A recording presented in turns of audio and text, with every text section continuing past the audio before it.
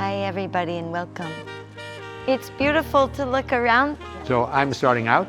I really want to have a deeper understanding of my fibroids. Yeah. The doctor made an appointment to remove my whole uterus. I was going like, no. Women's health is completely marginalized. The medical system, and I thought, fuck them. Okay, punch as hard as you can.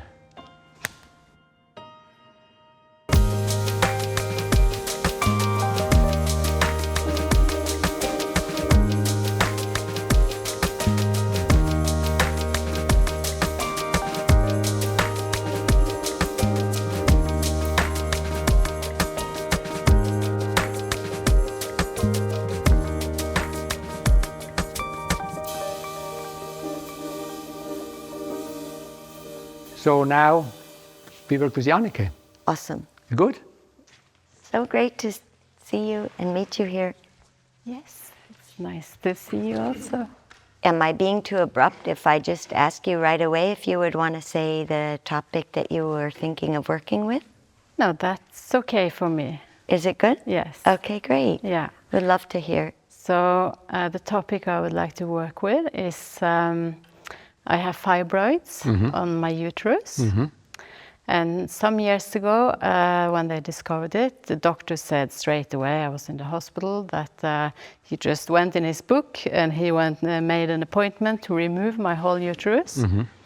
And I was going like, no, hang on, is this really necessary? And do I have to do this? And then I said no. I said, if it's not cancer and it's not going to cause me, be dangerous for me, I will not do it.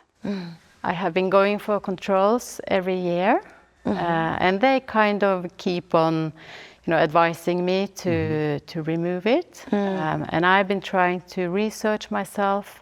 Good for you. Yeah. Why Good do I for have you. that? Can I do something? I love it. Right away I wanted to say, because I heard how you said that the first doctor said remove it and didn't consult you on where you would be at with it. So Yeah. I got that. Yeah. And the fact that you come with this here, I think is already amazing. It's amazing. Because it's one of these big issues is that women's health is completely marginalized. All aspects, the period, all the things that go along with it, menopause, all of these things are barely talked about in most, and including the things that women go through in terms of different symptoms. Thank you for recognizing that. And that's also what I found out when I started to look into it, that it's quite common. Yes. And it puzzles me, like why, when I go to a gynecologist in the hospital and ask them why are fibroids there? Why are they coming? And they say we have no idea. They don't know. Yeah. And then when I was reading myself, some say it can have to do with the hormonal balance. And I asked the doctor and they were still going like, we don't know. Yeah. So then the last years I've been, I really want to have a deeper understanding of my fibroids. Thank you. And thank you. Thank you for doing that, and thank you here. Thank you for doing this here. So when I've been trying to work with it, and once I went for acupuncture, and the acupuncturist did needles on the uterus and on the amygdala. Okay. And afterwards, I came home and I was just sitting down and crying. I could feel my grandmother. She didn't get the chance to be the mother that she wanted to. Wow. And then my mother divorced my father when I was, I think, 7 or 8, I think, and she moved out. And I think that was also, it was her choice, but I think it was very painful for her. And then I also divorced. It's touching me a lot. And my ex-husband, I loved him also a lot. And he had been big support. And when we divorced, he completely turned around. And that's what came up. And it was like my motherhood had like kind of hardened. So I had to stand in so many difficulties during that divorce. And being accused of being a bad mother. Wow.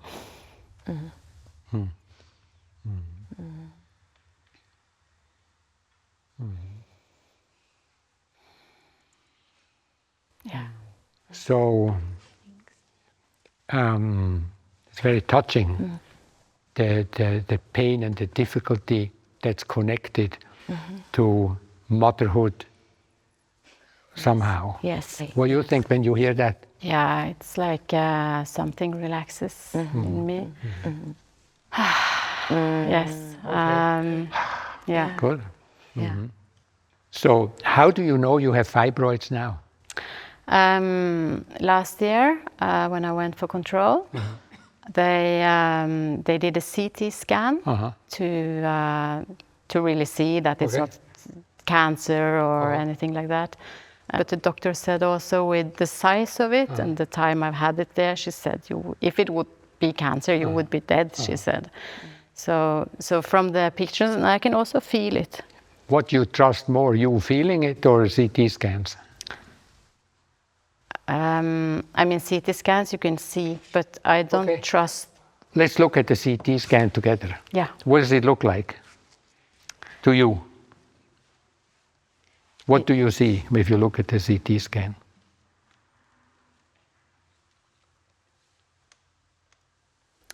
Yeah, I see hard structures. Hard structures? Yes. Okay. So if you would represent the hard structure, like this? Yeah. Like this? Yeah. That's what's in Like there. maybe, yeah. Like this? Yeah. I like it. You too? Yeah. Me too. Yeah. Looks good? Yeah. I think it looks good. Yeah. Looks good on you.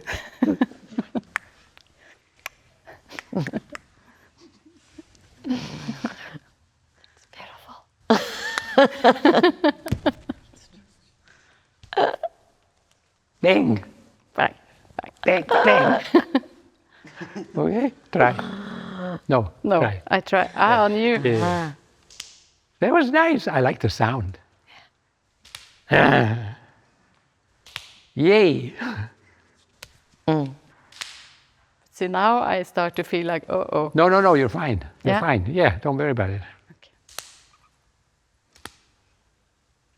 Okay, punch as hard as you can. Yeah. Wow, did you feel that? Yes. Amazing. Yeah? I'll try one more time.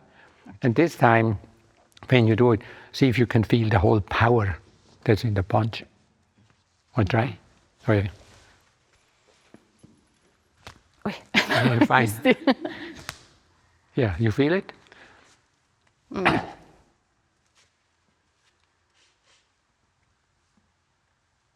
If that would be another movement, like a dance, or would it be like? In a dance? Or with your foot? yeah, I think we might do it. Oh, wow. Right on. Yeah. That's amazing. Yeah. Yeah. Now. Yeah. Wow. Jannicke. Great to meet you. Great to meet you too. What are you thinking? When I was punching you, Uh-huh. it also came up some anger. Uh-huh. And yeah, it was anger towards the men. No kidding. In, you know,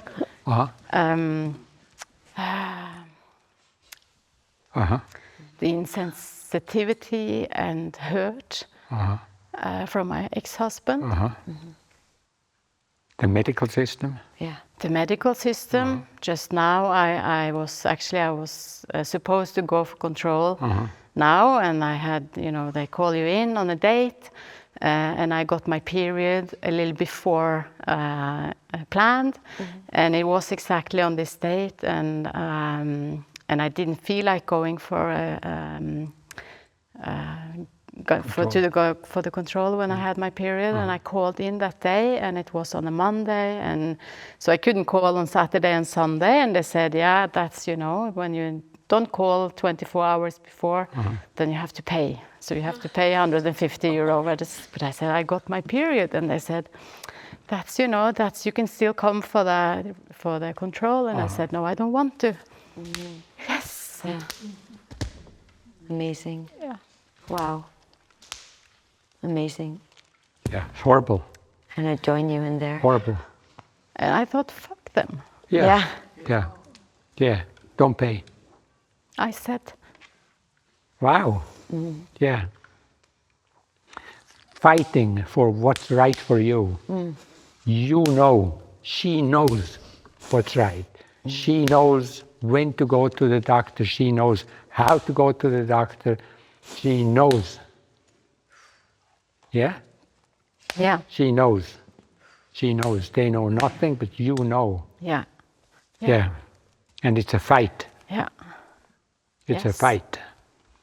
That was also, I did not want to go to the hospital for No. giving birth, and I don't want to. No. You're amazing. Good for you. Thank you. Good for you. You're a great mother. Thank you. Yes. Yeah, you're a great mother. Because if I was your child, I would take inspiration from having a mother like that.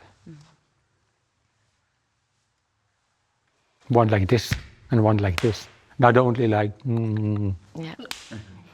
Yeah. Sometimes they get a bit embarrassed. really? Yeah. Good for them. Yeah, I thought the same. Good for you. Yeah. Yeah. You should tell them, we're very sorry. I know we're supposed to have a wimpy mom who just sits there and let everything happen to her, but it's your fate is you have a powerful, strong mother. So wake up to that. Enjoy the good part and cope with the bad part. Yeah. They do. They do? Yeah, they do. Right That's on. cool. Yeah. That's amazing. Yeah. So you have a childhood dream? You needn't, but just in case. Like what can you say a little more? Yeah, like about? did you dream something? You remember any night dreams as a child? When you say it now, but that's something different. But I had a dream after my grandfather, which I loved very much, died, and I was out in the forest walking my dogs. He stopped, and I was like really amazed to see him there, and he was just telling me that he was fine, and that I didn't have to be so sad. Wow, Yes. that's a beautiful dream. Yeah. Yeah. So just tell me something about forests. Do you like forests? Yes. How so? I grew up with the forest just Really? behind my house, and we had dogs, and my parents worked, so when I came home from school, I was always alone, and then I walked with the dogs. You were raised by the forest, not by your parents. Yeah, maybe. No? Yeah.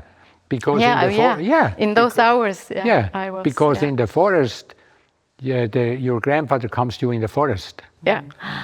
That's when you were alone in the wilderness. No? Then, in that moment, I think your life mission is not to be part of a normal society with normal people and normal relationships. I think you're a wild child. Yeah, now I also live I have the forest just behind my house. And that allows you to be your full self. And then you think you have the forest behind you and your grandfather behind you and all these men and hospitals or so, there's nothing. Gorgeous. Beautiful. Yeah. Yeah, good luck. Thank you. Yeah, it's a good moment to stop. Yeah. Thank you. Wow, amazing. Wow. Thank you. Thanks a lot. Thank you. Thank you.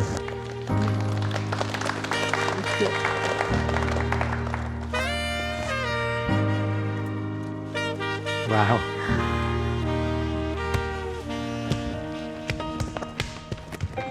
Awesome. Does someone have a question about the work just now? I want to say something. I've had some problem like you, and then I was in the hospital, and I'm now 55, and then I was 50. So my periods were not very regular, and I lay there, and I have a little bit blood, and it was. And I have the same. There was also a woman, or she was a doctor. She said, oh, "You have your period, and it was not allowed." Oh my and it was, God. and they are 3 times they call me That's and awful. say, "No, you don't have to come because there was all kind of problems in the hospital." And then I lay down there, and I've had been an infused. I don't know how you say infusion, and they are so speaking to me like, "You're wrong," but it was my body. And That's horrible. It's horrible. It's horrible. awful. Yeah. It's so, awful. and I never speak to it. Thank you so much for speaking about it. And I want to say, and I'm really sorry that that happened to you. And I'm really grateful that that comes out and we can speak about it. And I have been studying around this a lot and about how much women are not given the support, especially in gynecological exam, to say, like this doctor, who I'll say the name is Dr. Jen Gutner, and speaks out a lot about this, and is a gynecologist, and says it should not hurt, and you should be able to say exactly how and when and what, and if it's not like that, find another doctor. I'm really grateful that you bring that out and that this gets to come out. Thank you. Thank you. Thank you that you speak out. Yeah, like it's an awareness issue. You go in a hospital, most hospitals, even how the entrance is built and how the whole reception is built, you feel it's more a police station. You do. Yeah. It has something in there. Yeah. And then the way the questioning and the forms is like you're being arrested for your health reasons. And it sets up a whole mindset. And I know for me, when I do my annual checkups, it takes about 2 weeks to get out of that hospital. Yeah. Yeah. Because suddenly, you know, like, and then the doctor comes and says, your tests are normal. And I feel, I passed an exam. Yeah. Yeah. And I think it's very old-fashioned and wrong. Yeah. And I think if you're not aware about that, I think, well, there's a lot of studies that show that because of that, for example, in the beginning, when the first breast cancers were diagnosed, a lot of the women died within like relatively 1 or 2 years' time. The same was true with HIV. Because of the whole nocebo effect, the whole approach of medicine that says, well, this is fatal, you're not going to live it, and it's like voodoo. And you think it's hopeless and you get depressed and it changes your immune system and everything. It's a huge thing that you're working on. It's not just only a gender issue. It's also a more natural lifestyle. It's a lifestyle, there's a whole lifestyle in the background. Amazing. Thank you for that. Wow. Yeah, just speak out. I have a question. First of all, thank you for the beautiful work and thank you for showing all this. There was a particular moment when you asked her if she trusts more the scan or her feelings. Yeah. Could you give some more information how you came up to that question? Like what was before? What was the sign you were following? Oh, I said, how do you know it? And she said, it's the CT scan. So in that moment, she experiences her symptom in the World Channel. Yes? You can experience your symptom proprioceptively, meaning you can feel it, or you can experience them in relationships. Like, for example, you have bad breath because you have a stomach issue, and maybe you don't notice it, but your friends will say something. So that's like you notice, or you have something that you can't see, and your friends say you have this black spot on the back. So that's a relation. Your experience is a relationship. So when we ask for the issue, we're trying to find out how does the person experience the actual issue. And then she said, but I also can feel it, but she said it's the second. And then that's why I said, which one do you like? And then she went for the CT scan. Mm-hmm. Yeah. Wow. So you're dreaming. You're like the moment you see X-ray or whatever, you're dreaming into what you're seeing. You're not seeing, like there's no exact science. No? Mm. In my mind, there's no one theory about fibroids. There's not one? Huh? Sorry? There's not one single theory. Medicine is pretending that all of these things are clear. Mm-hmm. And doctors even believe that these things are clear. But like the moment you work like in medical research, a lot of the researchers think, well, we don't really know why. And I mean, but it's hard because it's being presented as a fact. Yeah. How about one more question? Yeah. You have one more? Yeah, I have a question. You told that Jannicke was grown up by forest. Uh-huh. Yeah, and do you mean that, the environment we are grown up It's a good question. By mountains? It's a good question. Well, if she would have said, I took a train home, I was in a train and my grandfather appeared to me, then I would have said, well, what do you think? It's important for you to be a very conventional person. Why? Trains are conventional ways of moving around, right? Yeah. Am I making sense? Yeah. So in this case, child rearing happens in many ways. For example, Australian Aboriginals think that when your parents aren't present, for whatever reasons, you as a child, you either start to cry, like babies, or you cry inside. Mm-hmm. And then the Aboriginal says, and then there are spirits, particular kind of spirits, I forgot their names. They hear you. Mm. And they come and they protect you for the rest of your life. These are nature spirits. Mm-hmm. So that fathering in many indigenous systems, fathering and mothering is not happening by one person, but it's a tribal issue or it's a spiritual issue. Mm-hmm. You follow me? Yeah. How about person who is raised not in nature, but in such situation without parents or not taking care? Same. In a city, especially in a place which was a ghetto. Same. I know that most of us have a little spot that we go to as children, that a power spot that gives us comfort. Mm-hmm. For example, like that can be a little corner in the middle of the city.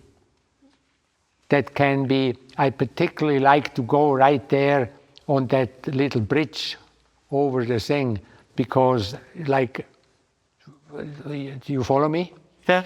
So when we say nature spirit, we don't mean nature is also here. Yeah. Also, there are famous childhood diseases that we go through, right? Yeah. And a lot of them go together with high fevers. Yeah. And if you have children, you go through periods with high fevers. And these periods of high fevers, I think, is partially a lot of what we have lost through indigenous initiation, where in your high fever, the kids start to dream and they go through all kinds of altered states. And they meet all kinds of allies in the background on their life myth. So I don't think that any of this we've lost. It's just no longer present the same way like it was. It wasn't named as such because we live in a more rational community. Yeah, thank you very much. I'm also thinking, even if Jannicke had not been living by the forest, that she's dreaming it, it still can be, it's still her home in that sense. Yeah. And what is raising her. Or she might have said, well, actually, I was living in the middle of New York. Yeah. But once, when I was 4, we took this trip and I got lost in the forest. Yes. And they couldn't find me anymore. Yeah. Because I didn't want to come back. Yes. So, this is like what we call magic. Yes. Magic is a separate reality, right?